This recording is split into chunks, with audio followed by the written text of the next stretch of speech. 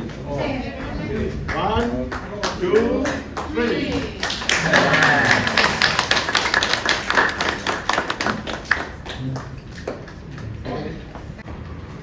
Rotarian Pankaj Patelji, Guest of Honor and Primary Contact for CSR Grant. Rotarian Anup Chetri, President of the Rotary Club of Aizawl. Rotarian Pratha Pratim Phukanji, Basic Education Literacy Chair.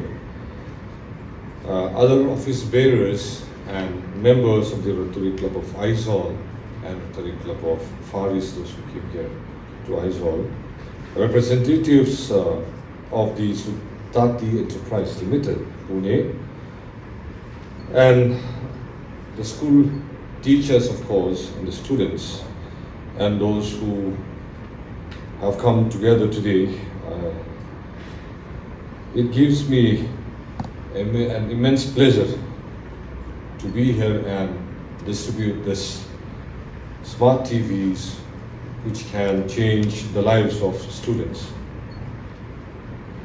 Today is about giving opportunity, because many times the difference between an average student and an extraordinary student is not intelligence. It is exposure, it is access, it is whether the child gets the right learning environment at the right time. The world turns around every day. We have to turn along with the world. We cannot be left behind, especially in technology. A student studying in a small school in Mizoram deserves the same quality of learning as a student studying in New Delhi, Bangalore, Pune, of course, maybe New York also.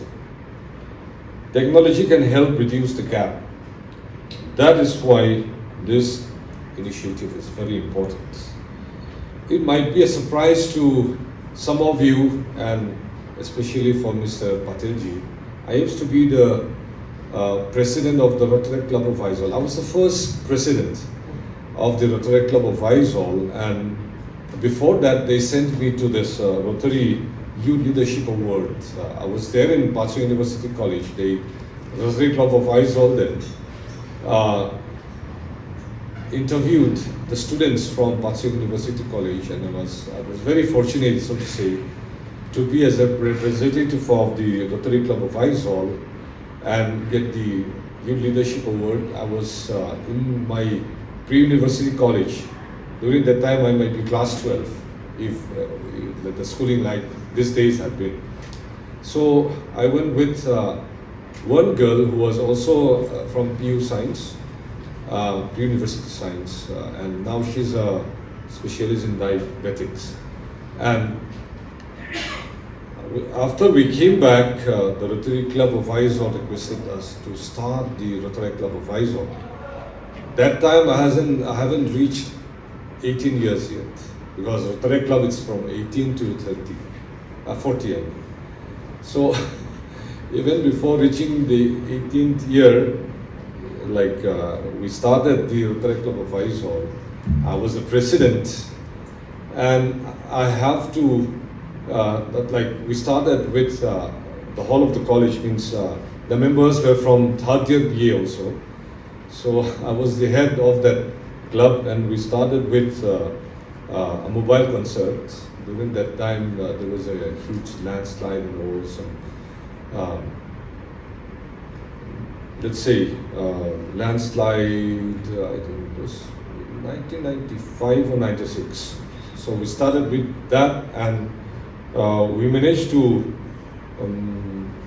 get more than around 1.5 lakh rupees to give to the, I think it was in CMRF, or we gave it to the Rotary Club. That I don't know the exact detail. Anyway, so we managed to raise more than a lakh within the first 3 months of our existence. And unfortunately, I changed my college, and many of my friends were there. Some of them are already professors in the college also. And those who were, let's say, in the first batch of the Rotary Club of Mizoram. Many of us are now officers and having their own business also. Anyway, I have been associated with the Rotary Club more than 30 years back, and they used to call me up for the meeting here in the old Ijal Club building. It was like what we call as Assam type building. So every week I would go there. I would go with Mr. Nkepun. Some of you will know from the Gorkha side. So during those times, Mr. Sam Joseph was there. I know that he's outside, but he's still a member, I think. Mr. Chakraborty during the time he was the law secretary. Pudung Lena, and also I have. Even though I was still a student way back then, I had friends from high places. And I'm very fortunate to be a chief guest of the program organized by the Rotary Club. And I sincerely appreciate the Rotary Club of the work done by the Rotary Club of Pune Far East and Sutati Enterprise, of course, for coming together, and Rotary Club of Aizawl for coming together for this noble effort. This is how society moves forward. The government alone cannot transform education. The community, organizations, and responsible persons, and companies, of course, we must work together. When all of us work together, our students become the real winners. The world our students are growing up in is very different from the world we grew in. In those times we don't have TVs. Maybe we might have it at home, but we don't have it in the classrooms. We don't have mobile phones, of course. Their classroom is no longer limited to the four walls. Information is everywhere. Competition is global. The future will belong not only to those who memorize facts, but those who can think, adapt, communicate, and create. And what I used to say is that communication is very important nowadays. There are many like engineers, very, very bright engineers working in Apple company. But Steve Jobs, he knows how to communicate. He knows how to take together their expertise and put up a product. So I think through this also, even though they will learn, they will try, and communicate among themselves. They will have, they will learn to communicate much better also. We have to think beyond the textbooks. In the last NCERT governing council meets there in New Delhi, so they called us, the education ministers, they called us together. I had a speech. All of us got a chance to speak out. So in my speech, I included one thing which got the attention of the NCERT directors there, former AICT chairman also. What I said was that in Mizoram, you will see question from questions. It will be like some two paragraphs on the question paper itself. They will not write the précis of that. They will write maybe 3-4 questions from that, so that the students will have to think critically. If we nurture that and we keep that habit from class 3 onwards, so when they leave class 10 or even class 12, when they have the habit of that, to critically think, to ask questions, they will learn to innovate. I told them that you will see first in Mizoram, and we are integrating that this year also. So for the government schools, at the end of the semester, you will have a question in which the students will have to ask questions from that. They will make questions from that. If we keep on doing like that for maybe 5-6 years, maybe 10 years, the way our students think here in Mizoram, it will be different. When they reach adulthood, when they go to college, when they go for a business or further studies, the way they think, the way they look at the world, the society, or whatever is in their environment, it will be different. And I think that outlook can foster better innovation, better critical thinking, and it might turn out better technology also. I also want to tell our teachers that technology is only a tool. Technology is only a tool. We all have our phones. I have my phone. The way which we use is very different. Every day I have my own Instagram account. So Instagram every day, even if I miss one day, that might be like every week, let's say, every week I would download motivational videos or quotes, maybe up to 10, let's say, 10 videos. Now I have more than 1,000 videos that I download from Instagram. Whenever I give a speech to students, I take that out, I write it down. So how we use technology is very different.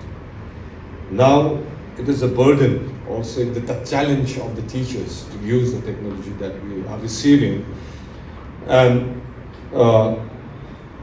that is the power that you have. That is the additional power that the teacher have with technology. We have got the added advantage. And technology will never replace teachers. It will never replace teachers. We can say AI is going to change many things. It's going to change. But teachers cannot be replaced. AI cannot give whatever answers we have, or it might evolve, but we will not be replaced. We can ask for additional information. See, my son, who's of 5 years, every day he would request me to talk with ChatGPT, Claude. Sometimes he would talk with Gemini. Now, even though he's 5 years, he's learning about cubes, squares. If you ask him about factorials, he will tell you about up to the 10 factorial. So that's the power of AI. But he has doubts. Even though he talks to AI, he asks, he's very much inclined towards mathematics. But he has, the AI has certain limitations. I have to teach him. Sometimes he would ask, let's say, 200 to the power of 1 trillion. That's what he was trying to ask the AI. It's too advanced. So we have to guide them. The students have to be guided how to use, on how to use technology, and that is on you.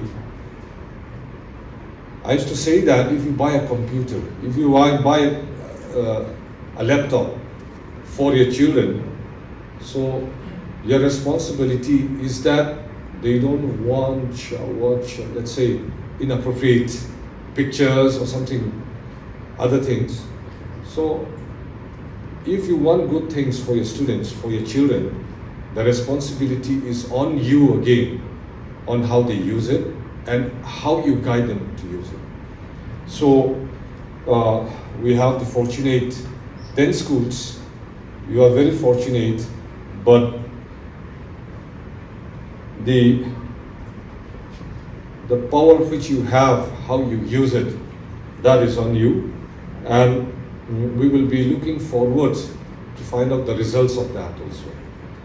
To the Rotary Club and all the sponsors, I thank you for believing in the students of Mizoram. Years from now, one child benefiting from this program may become a scientist, an entrepreneur, a teacher, an artist, or a leader. You may never fully realize how many lives you are touching through this initiative. Before I conclude, I want every student, the teachers here, to remember one simple thing. for you to talk to your students, to tell your students, their background may decide where they start, but the learning, the experience that you give them, the help that we have given them will decide where they go.